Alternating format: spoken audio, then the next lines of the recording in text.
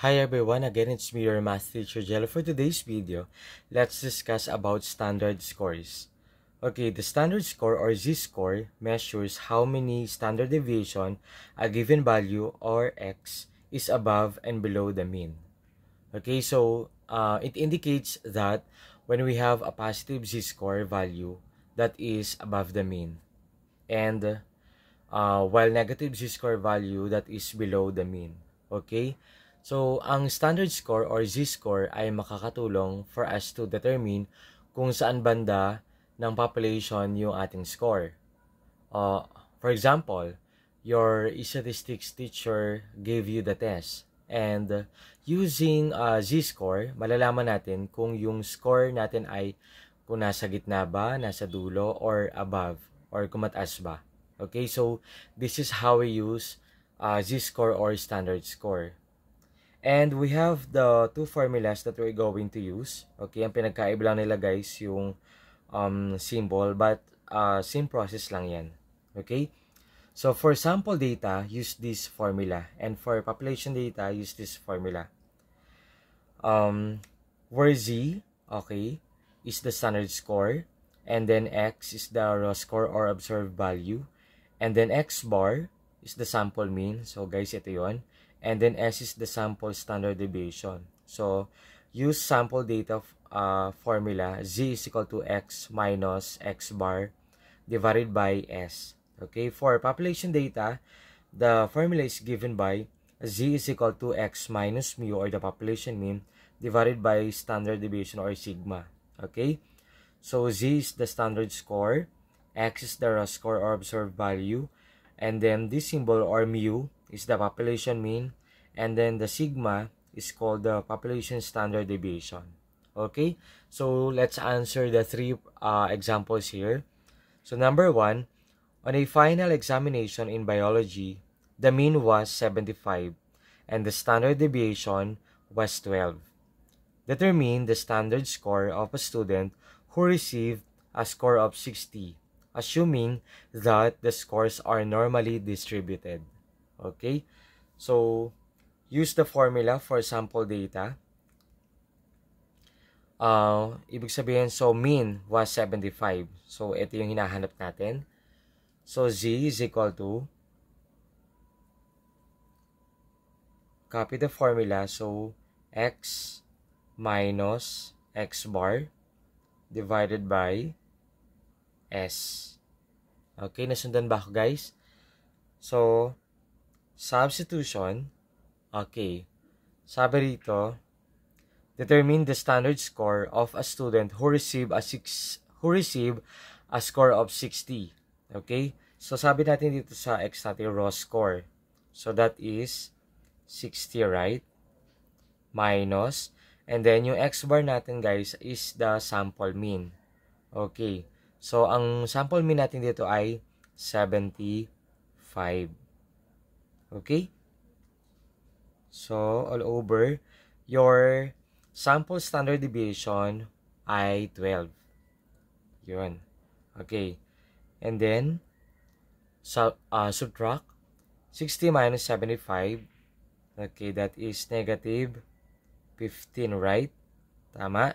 And then over 12. Okay, so i-divide natin yan guys.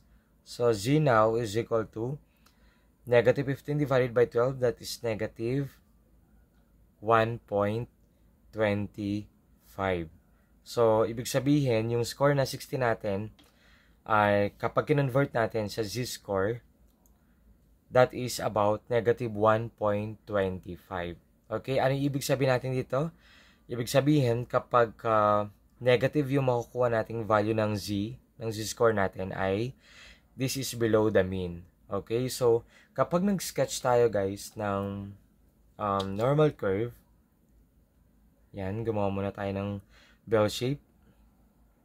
Okay, so we'll know that dito guys, sa gitna, yan, that is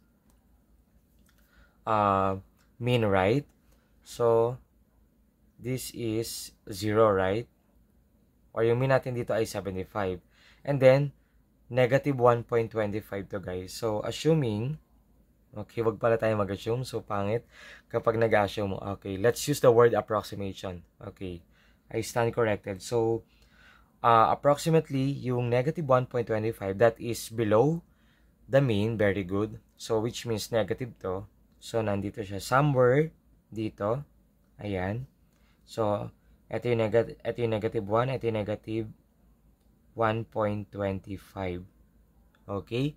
So, this indicates that 60 is 1.25 standard deviations below the mean. Okay? So, keep in mind na kapag negative ang z-score, ibig sabihin below the mean. Kapag positive naman ang z-score, ay above the mean. Gets? Okay? Next, let's answer another example. So, ganun lang kadali, guys. Okay, number 2. On the first periodic examination in statistics, the population mean was 70. Okay, take note of that. Population mean. So, we're going to use this formula. For population data, so use this formula. Okay? Was 70 and the population standard deviation was 9. Determine the standard score of a student who got a score of 88. Assuming that the scores are normally distributed. Okay, so use the formula, yung kabila, yung for population data. So, ito guys ay z is equal to x minus mu, or the population mean, divided by sigma or standard deviation. Okay, nasundan ba ako guys? Next. Okay, so yung x natin dito guys, yung observe value natin, o yung raw score natin na tawag dito ay determine the standard score of a student who got a score of 88. Okay, so x is 88. So, we simply substitute. And guys, kapag nagkamali kayo ng pag-substitute dito, or pagpa-plug in, ibig sabihin, mamamali kayo ng makukuhang sagot. So, be mindful about it. Okay? And then, yung population mean natin dito was 70. And then, divided by yung standard deviation natin, population standard deviation ay 9. Okay, so let's subtract then divide. 88 minus 70, that is 18. Divided by 9. Okay, your z is equal to, very good, positive 2. So, anong ibig sabihin? So, this indicates that 88 is 2 standard deviations above the mean. Okay, ibig sabihin, may dalawang standard deviations above the mean. Okay, so kung i-sketch natin, class, yung normal curve, sige, sketch natin.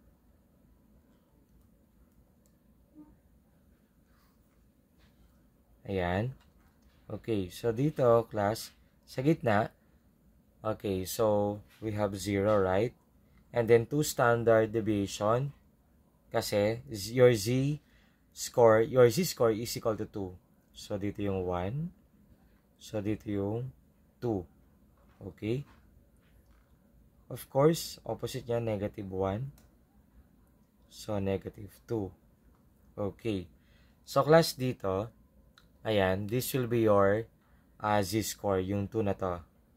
Ito yung z-score natin na tinatawag. Right? Okay, kasi ito yung nakuha natin sagot. And then, sabi dito, yung mean natin ay 70, right? So, ito yung 70 natin. And then, tapos yung 88 natin dito guys, ayan, yung actual score. So, ito siya. Sabi kasi rito, 2 standard deviation. So, 1, 2. So, nandito siya. So, ito naman ay tinatawag nating actual score. Very good. Okay. So, kung i-sketch natin yung normal curve natin or yung bell shape, so ganito siya, class.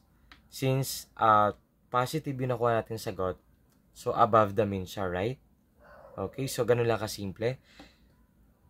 Next, another example. Number 3. Luz scored 90 in an English test and 70 in a physics test. Scores in the English test have a mean of 80 and a standard deviation of 10. Scores in the physics test have a mean of 60 excuse me,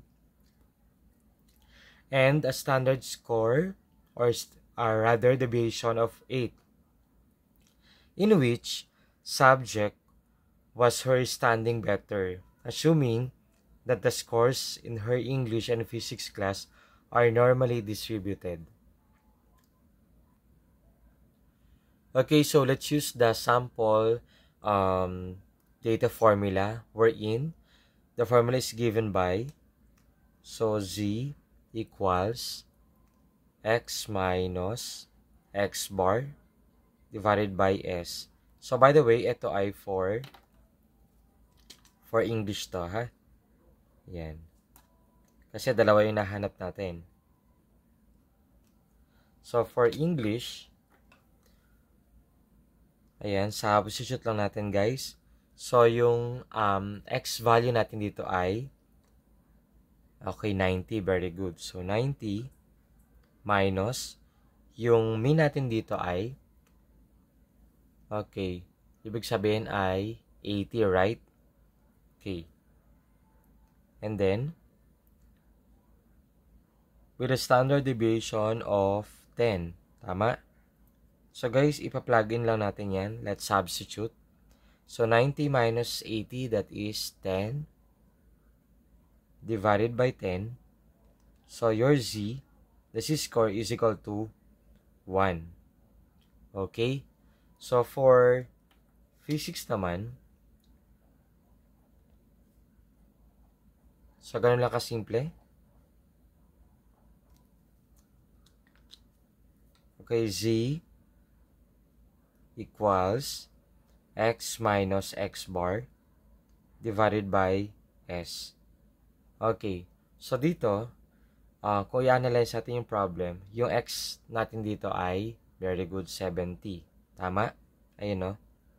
Okay. 70 kasi in physics test. Minus yung mean nun ay 60, right? Tama? Okay. Divided by yung s natin, yung sample standard deviation ay 8. Okay. So, plug in lang yan, guys. Then, subtract and divide. 70 minus 60, that is 10, right? And then, divided by 8. Okay. So, 10 divided by 8, the answer is 1.25. So, guys, kung titignan natin dito, okay, eto yon. I-sketch natin yung bell shape.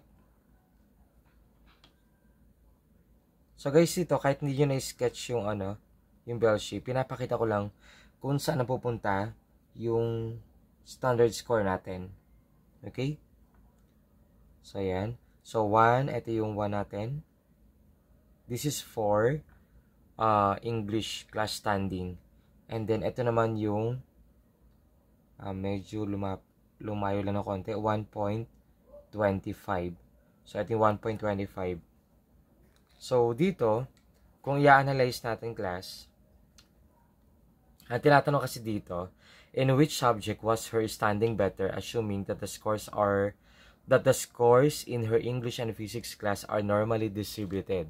So, kung mapapansin naman natin dito, her class standing in physics was better, right, than her class standing in English. So, eto yon. Okay, so mas malayo dito sa 0. Ibig sabihin, mas mahusay siya, okay, sa physics. Okay? So, ganun lang kasimple. So, this is the end of our lesson. I hope na meron kayong natutunan. Thank you for watching. See you guys in my next video.